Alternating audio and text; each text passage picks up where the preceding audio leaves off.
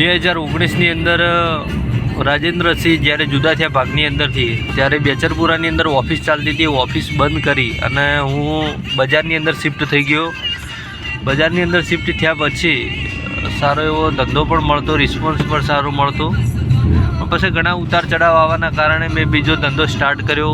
બીજા ધંધાની અંદર ફ્લોપ ગયો. એ ધંધો બંધ કરી કન્સ્ટ્રક્શનનો ધંધો આજીવન લાઈફસ્ટાઈલ બનાવીને આજીવન ચાલુ રાખવો એવો સિદ્ધાંત લઈ લીધો. અને કન્સ્ટ્રક્શનના ધંધાની અંદર ભગવાને મને ખૂબ સારો એવો આપ્યો, મદદ આપી. અને મારા કિસ્મત ગણો કે મારી મહેનત ગણો કે જે ગણો પણ એ કન્સ્ટ્રક્શનના ધંધાની અંદર જે પણ છે મારી લાઈફ એ કન્સ્ટ્રક્શન ધંધાની અંદર આવ્યા પછી બનાવી. અને હું તો કમાઉં છું, મારી તો ખેતીવાડી પણ છે, પશુપાલનનો ધંધો પણ છે, ફાધરની જગ્યા પણ છે. ફાધર ઓફ થઈ ગયા 2019ની અંદર, પણ વારસાઈની અંદર મળેલી પ્રોપર્ટી પણ છે. પણ મારા કારણે બીજા 8-10 લોકોના ગુજરાન ચાલે છે, એની મને ખૂબ ખુશી છે, કારણ કે એમને પણ રોજગાર મળ્યો રહે છે. એટલે જ મિત્રો કહેવા માગું છું કે સ્વરોજગાર પેદા કરો. સ્વરોજગાર પેદા કરશો તો તમને પણ રોજગાર મળી રહેશે. અને તમારા આજુબાજુના જે પણ લોકો હશે, જે તમારા નીચે કામ કરતા હશે, તમારા અંદર કામ કરતા હશે, તમારા ટીમની અંદર કામ કરતા હશે, એમને પણ રોજગાર મળ્યો રહેશે.